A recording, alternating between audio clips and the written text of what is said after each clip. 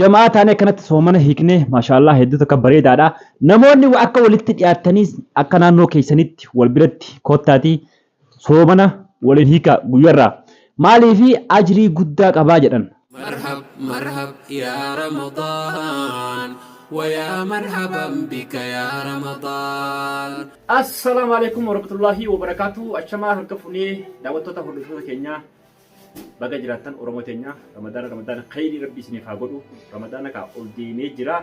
Ramadaan isinirraa qeebalamu rabbiin isin haa godhu. Baatii lolli oonfi jiliin araarama ulaan azaabaa cufaa tajannataa bana bagatti isin gahee baga waliin nu gahee. Assalamu alaikum warahmatullahi wabarakatuh. Daawwattootaa fi hordoftoota Ramadaanee itti deemee jira. Warra khayrii irraa hojjetu rabbi nu haa godhu.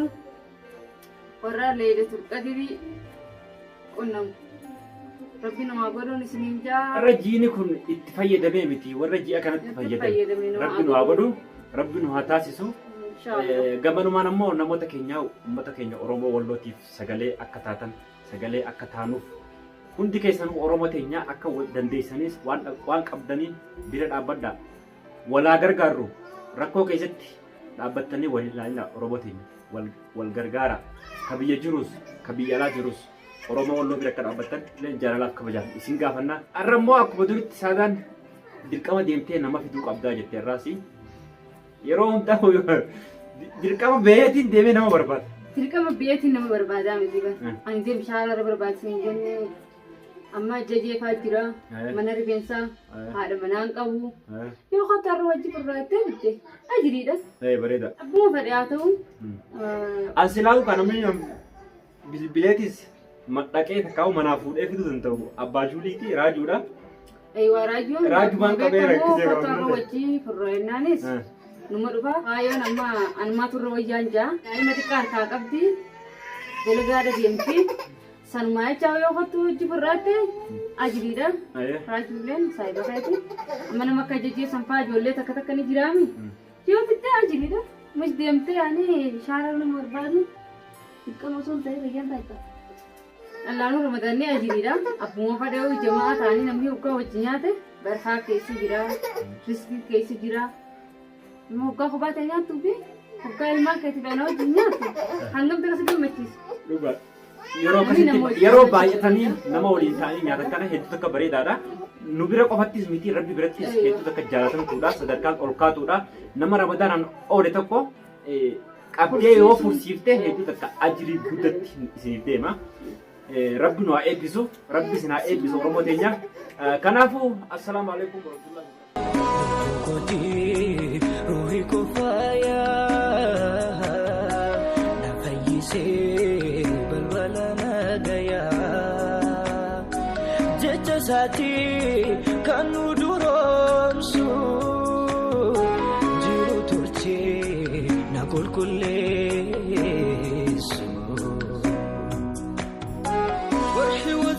تسوى حازلا مكرنا كمكاينا بالنفاق زمن وارقو كقنينا سرقات سارقو واتناتمي بالشنا مديسي انتي اسكو كنا هدو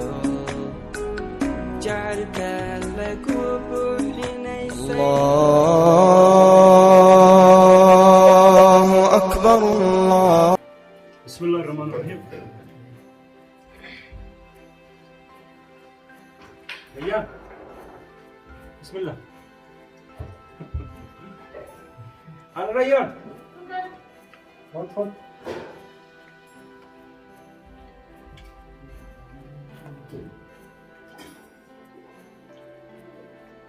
Kaya masak, masih ni dope. Itu kita sama dulu. Itu kita wajib. Kaya. Bagus, bagus. masih ni dope.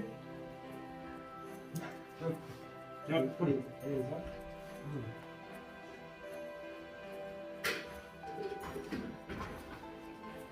Ada Rayyan? Jinni ni pwede mana jera. Oka.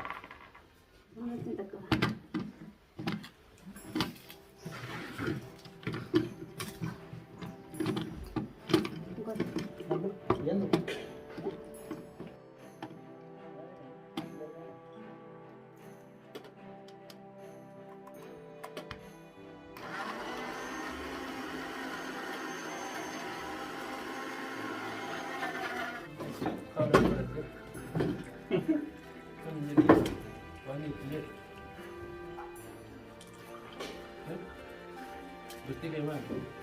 Besti kayak mana? Lihat, mati kayak.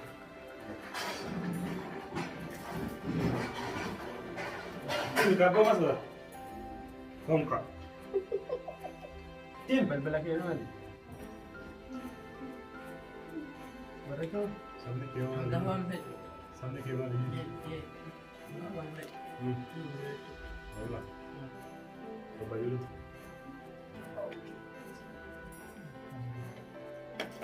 Udah?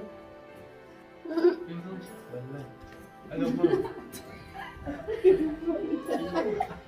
Ano po yung problem kita?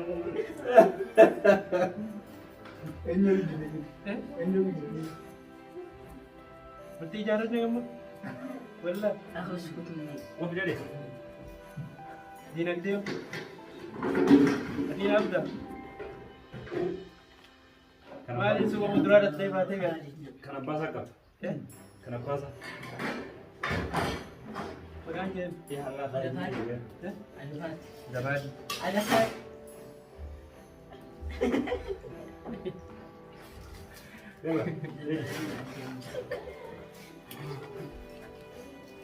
Masuk talan.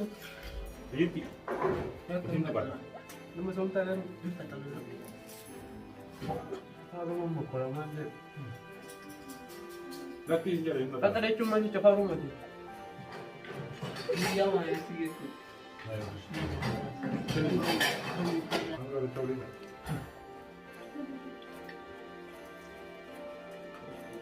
Kau nak kita rumah sini? Hah? Kau nak kita? Mana ni? Bawahnya tu ni. Mana? Macam mana dia kasi dua betul bawahnya tu. Hah? Macam mana pun dia kasi dua betul bawahnya. Mana dah? Ayun. Ang bawahnya na lang muna nagaragan. Allah. Terbaik.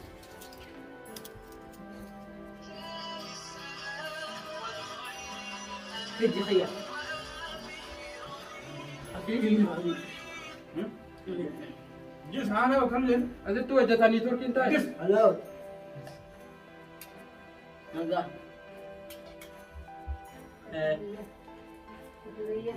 Hah? Apa? Oh. يا سلام عليكم حياك يا عم عبدو ايش اسمك اليوم؟ Betul sama dah enggak kayak suka ada yang dia tadi ni. هاي Orang mana? دي فما دو براكا نركب Ano ganda? Dia tu kabajar rambut.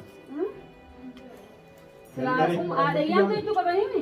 Enu nama kan sih, enu sih deh, enu sih deh. وعلينا وعليكم مقدما. Tara ni sa atin siguro. Bagaimana agak? Kasi ano mo ba mo siya? Rabbi malib dur se ati malib bodo bod. Rabbi ni yung Ada apa? Isi dulu. لا Kan jadi di mana? lalaki na tiga. Eh. Ini bitaw bod. Masih gede. Ammas dalam ira na hati Wala gede. ako lang yan. Akas hindi. Surat. Mura lumi. Sena ada. Diyan eh. Senar. Wa sena kan ko. Kita dalam dah. Ya wala. Kita dalam dah. Alkan. Maka kaya diam. Lah, pura ni kasi dia tu. Forte ni sida. Bakit tingkar eh sejarah naman ako gede? Inta imari rati miti. Ini sida suni mari mga kiti niam. يا ربي ستي للبا عنديفا مسكينة خيد الدبا سيمالي من يوم غرغر سكبا دير ما تاخد كبا سين خبا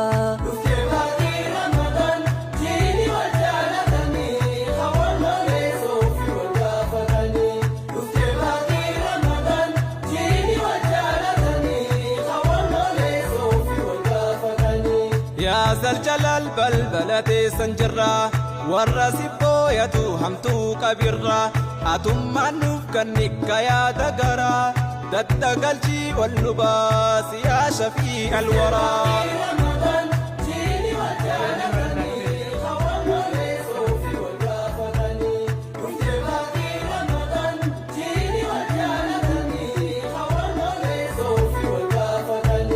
Dabaan duruu si qabaaf sittiyya siitu kutaa hunda namaa funiyya tanaaf halkiin si abdatee sittiyya si kadhachuun dhifnu yaa rabbi halkanii fi guyyaa.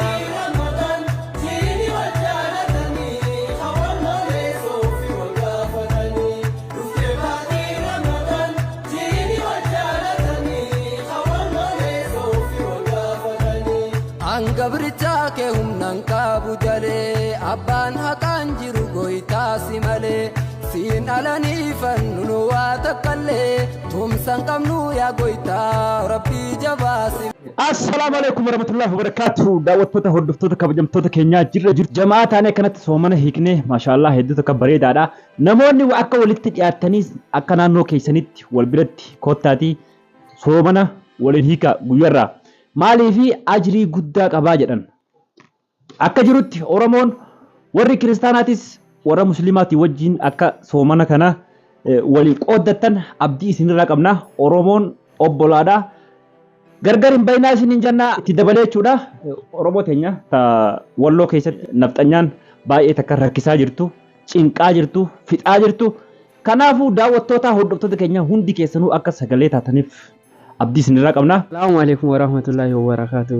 Akkam ilmaan muslimtoota addunyaa mararra jirtan kabajaan isin gaafanna. Har'aan tana mana yaaddootti argamnaaf haxaraachetti gochaa jirraanii baay'ee hedduu takkaa namatti tolaanii. Bakka jirtanitti ramadaana mubaarak isiniif haa ta'u. Kanaaf bakka jirtanitti muslimni hunduu wal biratti akka furtan faxara ajrii guddaa akka qabu hundi keenyaa ni beeknaa waan ta'eef har'aan tana yaaddoon waamicha nuuf godhee akkasitti laalaa waa hunda isaatu nuuf qopheesse akka gaariitti maatii isaa wajjin kabajaaf jaalalaa wajjin dabarsinee jirraani. Haa galatoomuu haa ulfaatu rabbiin fayyaa umrii dheeraa guutuu maatii isaa wajjin haa kennu isaan jennaani.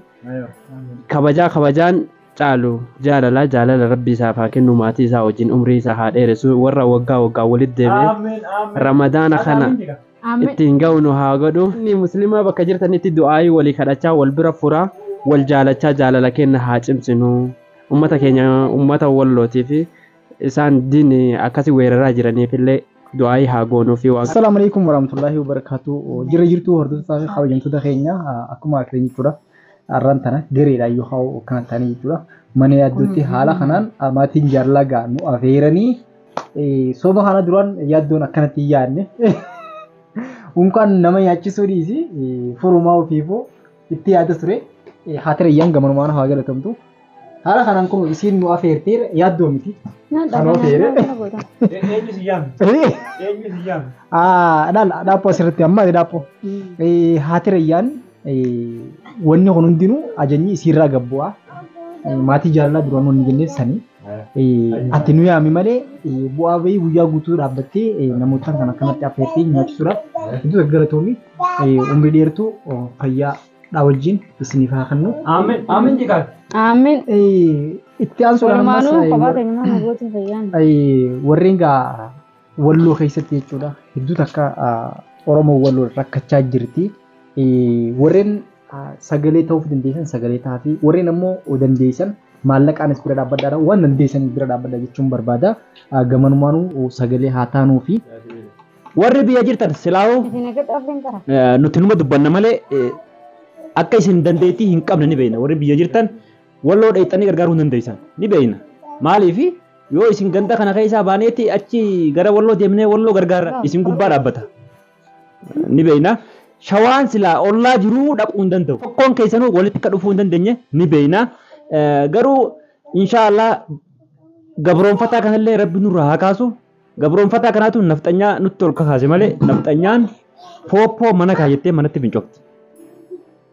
Kanaafuu daawwattoota hordoftoota keenya bakka jirru sagalee haa taanuuf waan qabnuun haa gargaarru. Akkuma hospitaala Adaamaa keessatti namoonni baay'een walloon achi keessatti hidhamanii hospitaala keessa jiran sanitti namni hospitaala jiru waan inni barbaadu ni beeytanii warroonni immoo hedduu takka maallaqa ergitan jirtu akkaawuntii nama hundaratti akkaawuntii nama hundaratti hin ergina akkaawuntii hanqa qulqulleeffattanii eenyu namni kun nama dhuunfarratti hin ergina nama gareedhaan akkaawuntii gareen banamee jira akkaawuntii gareen banamee fi kan nama dhuunfaatirratti kan maallaqni seenu jiru. Kan gareen baname maallaqni akka dhukkubsataa fi maddoo saniif dhaqu beekamaadha. Akkaawuntii gareen hin banamin abbaan dhuunfaa banatee asirratti gargaara akka jedhu jira. Kanaafuu hin dogoggorinaati maallaqa keessan akka hin taanetti hin erginaati. Sirriitti akkaawuntii raayyaa abbaa machaafarratti yoo ergitan nama bira akka ga'u ni beekna. Kanaafuu nuti illeen naannoo tana namoota akka gareetti walitti gurmoofnee warroota erguu barbaadu wajjin inshaallah ni ergina jennee yaanna. Kanaafuu assalaamu alaikum warahmatullahi wabarakatuh.